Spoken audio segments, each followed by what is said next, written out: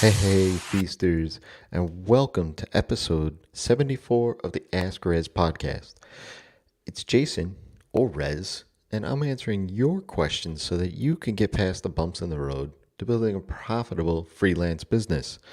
And I gotta be honest with you, when I hear and see apps, I test them, I try them out. It's not often that I really get one that's sticky sometimes, but I got to tell you, it's really fun interacting with everybody on Breaker in the comments of the episodes, in messages. So it's really an awesome app. If you're over on Breaker, go check out the podcast. Ask Rezzz is on there. Go ahead and search for it. I'd love to be able to connect with you over there.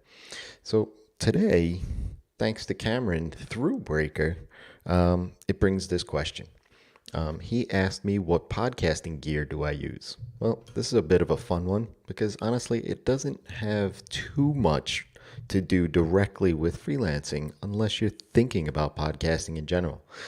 But I thought that now that podcasting is starting to really become at the forefront of a lot of businesses now, that this could be relevant to you. So why not share it? Because I am not an audiophile. I'm not a sound engineer. I'm just a guy doing business from his home, right?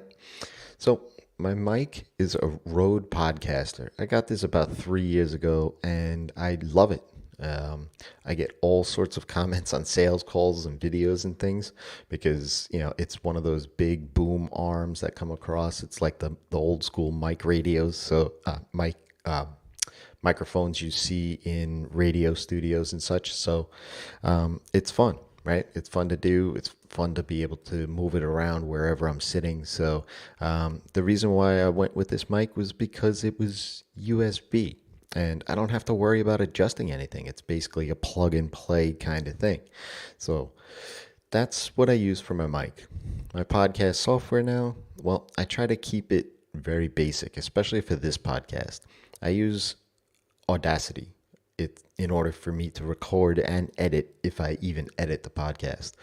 I'm not a sound engineer, as I said, so in order for me to keep up with a daily show, I often just press record, stop, and then press publish. I keep it simple. The only editing that happens is if maybe the doorbell rings or something like that. For Living the Feast, on the other hand, I record the solo shows in Audacity, but I use Zencastr when there's a guest. And I really like Zencastr because what it does is it doesn't rely on the internet to record. It records locally on both sides, and then once the recording ends, it uploads it. So this way I get a pure recording of, the featured guest on the show. Now, as far as a podcast host goes, I use Transistor. That's transistor.fm. And I use that for both shows. There are so many hosts out there, and honestly, it's difficult to pick one. At least it was for me.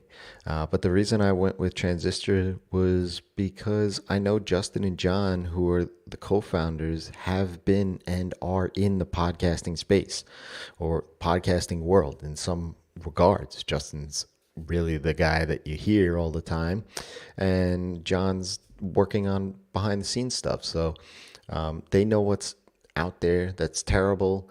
They know what's valuable. So I jumped on to the early access for it as soon as I heard it. And it's been an outstanding platform for me. It's easy to use. They do a ton of stuff on the back end for you that you don't have to worry about. If you're, a podcast and looking for a host that's focused on podcasts for businesses, Transistor is it. The analytics to me are important to see how well a show is doing, what you guys enjoy, listening to.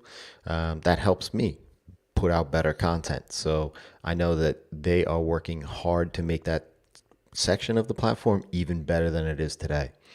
I imported Live in the Feast from another host, and it was super simple to do, and there were no hiccups at all in the process. So, kudos to you, Justin and John, for doing that.